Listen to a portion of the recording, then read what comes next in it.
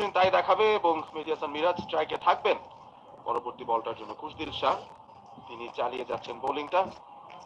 মেহেদী হাসান মিরাজ ইতিমধ্যে 32-এ পৌঁছে গেছেন। এখনো পর্যন্ত এই বিপিএল এ যে কটা নক খেলেছেন এটাই সবচেয়ে ভালো মনে হচ্ছে সোফার। শুরু থেকে রান পেয়েছেন, এবারে ঝুঁকিপূর্ণ শট, বিপদ হতে হতে হয়নি। টার্নের এগেইনস্ট একটা শট খেলতে চেয়েছিলেন, অনেক দূরের টেনে সেই শটটা খেললেন। ঠিক একটা কার্বন কপি শট দেখলাম গাজনফারের এগেইনস্টে। গাজনফারের এগেইনস্টে মেহেদী হাসান মিরাজ খুব রিসেন্টলি একটা ওয়ানডে ম্যাচে এভাবে আউট হয়েছিলেন। একটু টেনে দেয়া বল, একটু সামনের লেন্থের বল, সেটাকে স্লক সুইপ করতে গিয়ে ক্যাচটা দৌড়ে সেই জায়গাটায় আকিব জাভেদ রাখতে পারেননি, ব্যালেন্সটা রাখতে পারেননি, পুরোপুরি অফ ব্যালেন্সড হয়ে গিয়েছিলেন। তবে মেহেদী হাসান মিরাজ এই ধরনের অবশ্যই সুইপ শট আপনি করতে যাবেন, যেহেতু ফিল্ডিং প্লেসমেন্টের অবস্থানে সেই জায়গাটা গ্যাপও ছিল ডিপ স্কয়ার লেগ অঞ্চলে। তবে ব্যালেন্সটা প্রপারলি রাখতে হবে। নাইম শেখ রিভার্স সুইপ করেছেন, ফ্ল্যাট এক বাউন্সে বল সীমানার বাইরে। আরো 4টা রান নাইম শেখের খাতায়।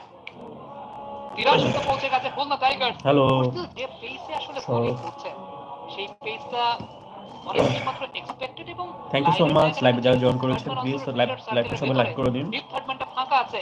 নাইম শেখ কিন্তু পারফেক্ট লেন্থ পেয়েছেন শটটা খেলার জন্য, পারফেক্ট পেস পেয়েছেন এবং অনেক সময় পেয়ে শটটাকে এক্সিকিউট করেছেন। চ্যালেঞ্জের মুখে খুশদিল শাহ। অ্যাকাউন্ট খুলছেন তারা স্ক্রিনে দেওয়া হোয়াটসঅ্যাপ নাম্বারে যোগ করুন। মিলবিট দেশ এবং বিদেশ থেকে আপনারা যারা বাজি খেলার জন্য অ্যাকাউন্ট খুলছেন তারা স্ক্রিনে দেওয়া হোয়াটসঅ্যাপ নাম্বারে যোগাযোগ করুন।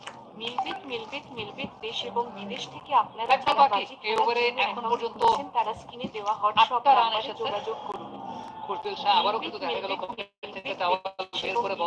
আপনারা যারা বাজি খেলার জন্য অ্যাকাউন্ট খুলছেন তারা স্ক্রিনে দেওয়া হোয়াটসঅ্যাপ নাম্বারে যোগাযোগ করুন।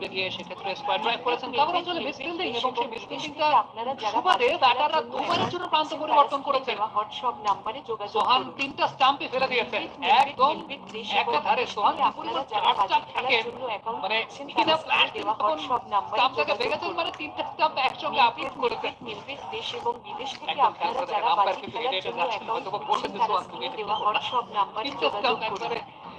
মিলবিট দর্শকের খেলা শেষ 86 উইকেটে আপনারা যারা বাজি খেলার জন্য অ্যাকাউন্ট খুলছেন তারা স্ক্রিনে দেওয়া হোয়াটসঅ্যাপ নাম্বারে যোগাযোগ করুন। আমার চায়ের সাথে কাটতে ভালো লাগে এবং বিদেশ থেকে আপনারা যারা বাজি খেলার জন্য অ্যাকাউন্ট খুলছেন তারা স্ক্রিনে দেওয়া হোয়াটসঅ্যাপ নাম্বারে যোগাযোগ করুন।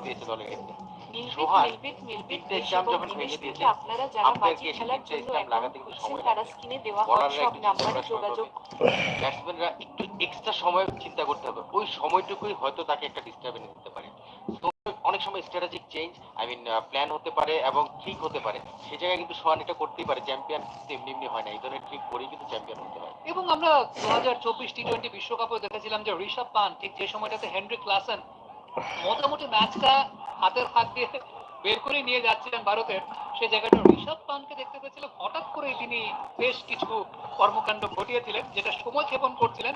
হেনরি ক্লাসেনের সেই জায়গাটাতে কনসেন্ট্রেশন ব্রেক করেছেন। তবে যে থ্রোটা হয়েছিল সেই থ্রোটা সোহান আসলে রিসিভই করতে পারেননি। সোহান রিসিভ করতে পারেননি, পরবর্তী সময় হাত দিয়ে স্টাম্পটা ভেঙে দিয়েছেন।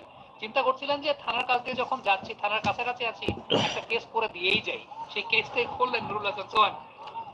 যে বোলিং এ কিন্তু পরিবর্তন হয়েছে, চাচা ইফতেখার তিনি এসেছেন এই মুহূর্তে বোলিং এ। বিপিএল ক্যারিয়ারে 18 ম্যাচে 4টা উইকেট পেয়েছেন, সতীর্থদের কাছে চাচা নামে পরিচিত। বেশ হ্যান্ডি একজন বোলার, ব্যাট হাতেও বেশ ভালো কন্ট্রিবিউট তিনি করতে পারেন। সাম্প্রতিক সময় রংপুর রাইডার্স টিমের টিম বন্ডিংটা, টিম জেলিংটা, ইভেন যারা বিহাইন্ড দ্য সিন কাজ করেন এদের প্রত্যেকের জেলিংটা খুব চমৎকার। আমি তাদের fitness trainer Sunan Rubayet Mac, তার সঙ্গে কথা বলছিলাম। ইফতেখার তার কাছে পার্সোনাল ফিটনেস ট্রেনিং করছেন এবং এই যে টিম বন্ডিংটা, যেটা বাইরের দেশ থেকে যখন কেউ আসছেন সেটাকে ওন করতে পারার এক ধরনের অ্যাডাপ্টেবিলিটি। 7 বল থেকে 101 রান প্রয়োজন। খুলনা টাইগার্সের রিকোয়ার্ড রেটটা 10.1। অফের বাইরে অনেকটা জোরের উপরই করেছিলেন ইফতেখার।